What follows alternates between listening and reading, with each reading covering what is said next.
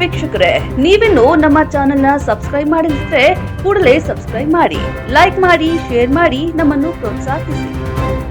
ಹಸ್ನಾಪುರ ಗ್ರಾಮದ ಈ ಕರ್ನಾಟಕ ಸರ್ಕಾರ ಗೈರಾಣಿ ಇಲಾಖೆದ್ದು ಆಸ್ತಿಯಾದಂಥ 73/1, 73/2 ಇದು ಸರ್ಕಾರದ ಆಸ್ತಿಯಾಗಿದ್ದು, ಇದು ಕಂದಾಯ ಇಲಾಖೆ ಸುರಪುರ ತಹಸೀಲ್ದಾರ್ ಸಂಬಂಧಪಟ್ಟ ಆಸ್ತಿ.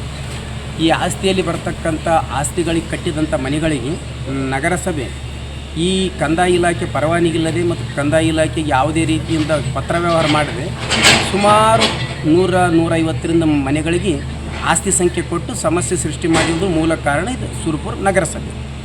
ನಂತರ ಏನಾಯಿತಪ್ಪ ಅಂತಂದ್ರೆ ಇದು ಕರ್ನಾಟಕ ಸರ್ಕಾರ ಆಸ್ತಿ ಆದ ಕರ್ನಾಟಕ ಸರ್ಕಾರ ಹೊಳ್ಳಿ ತಗೊಳ್ರಿ ಅಂತ ತಿಳ್ಕೊಂಡು ನಾನು ಸಾಮಾಜಿಕ ಕಾರ್ಯಕರ್ತನಾಗಿ ಸರ್ಕಾರ ಮತ್ತು ಪ್ರಾದೇಶಿಕ ಆಯುಕ್ತರು, ಜಿಲ್ಲಾಧಿಕಾರಿಗಳು, ಕಂದಾಯ ಇಲಾಖೆ ಪ್ರಧಾನ ಕಾರ್ಯದರ್ಶಿಗಳು, DMA ನಿರ್ದೇಶಕರಿಗೆ ಎಲ್ಲರಿಗೂ ಪತ್ರ ಬರೆದವರು ಕೂಡ ಯಾವುದೇ ಅಧಿಕಾರಿಗಳಿಗೆ ಕ್ರಮ ತಗೊಳ್ಳಾರದ ನಂತರ ನಾನು ಲೋಕಾಯುಕ್ತದಲ್ಲಿ ಈ ಜಿಲ್ಲಾಧಿಕಾರಿಗಳಿಗೆ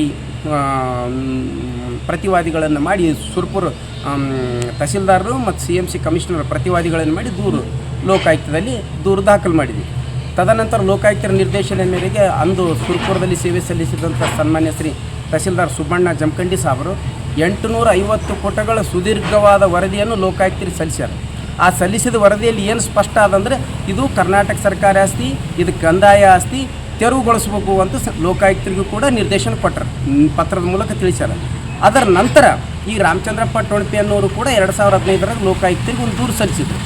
ಆ ದೂರಿನಲ್ಲಿ ಏನು ಕೊಟ್ಟಾರಪ್ಪ ಅಂತಂದ್ರೆ ಈ ಸುರಪುರ ತಹಸೀಲ್ ಆಫೀಸ್ ಕಾರ್ಯಾಲಯ ಮತ್ತು ನಗರಸಭೆ ಕಾರ್ಯಾಲಯ ಇಬ್ಬರು ಸೇರಿ ಈ ಆಸ್ತಿ ಒತ್ತುವರಿ ಆಗಿಲ್ಲ ಅಂತೇಳಿ ಲೋಕಾಯುಕ್ತರಿಗೆ ದೂರು ಕೊಟ್ಟರು. ಇದು ತಾಲೂಕು ಆಡಳಿತ ಸಂಪೂರ್ಣ ಸರ್ಕಾರಿ ಆಸ್ತಿ ಸಂರಕ್ಷಿಸುವಲ್ಲಿ ವಿಫಲ ಆಗಿ ಸರ್ಕಾರಕ್ಕೆ, ನಗರಾಭಿವೃದ್ಧಿ ಪ್ರಧಾನ ಕಾರ್ಯದರ್ಶಿಗೆ, ನಿರ್ದೇಶಕರು, ಪೌರಾಡಳಿತ, ಜಿಲ್ಲಾಧಿಕಾರಿಗಳಿಗೆ ಸಹ ತಪ್ಪು ಮಾಹಿತಿ ಕೊಟ್ಟರು.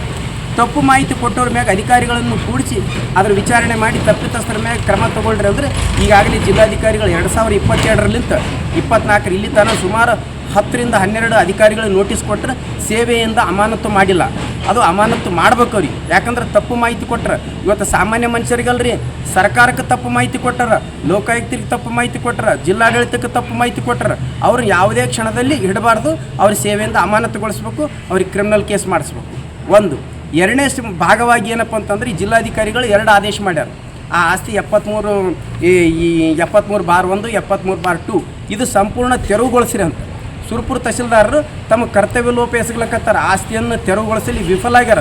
ತಹಸೀಲ್ದಾರ್ ಮ್ಯಾಗೂ ಕೂಡ ಕ್ರಮ ತಗೋಬೇಕು.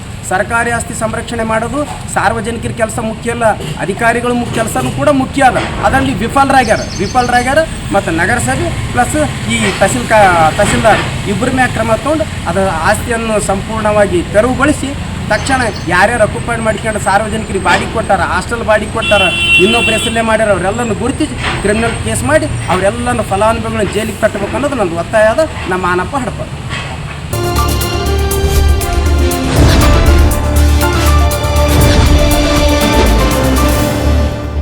ನಮಸ್ಕಾರ ಪ್ರಿಯ ವೀಕ್ಷಕರೇ, ನೀವಿನ್ನು ನಮ್ಮ ಚಾನೆಲ್ ಅನ್ನು ಸಬ್ಸ್ಕ್ರೈಬ್ ಮಾಡಿರದಿದ್ದರೆ ಈ ಕೂಡಲೇ ಸಬ್ಸ್ಕ್ರೈಬ್ ಮಾಡಿ ಮತ್ತು ಶೇರ್ ಮಾಡಿ ಮತ್ತು ನಿಮಗಿಷ್ಟವಾದ ವರದಿಗಳನ್ನು ನೋಡಲು ಬೆಲ್ ಐಕಾನ್ ಒತ್ತಿ ನಮ್ಮನ್ನು ಪ್ರೋತ್ಸಾಹಿಸಿ.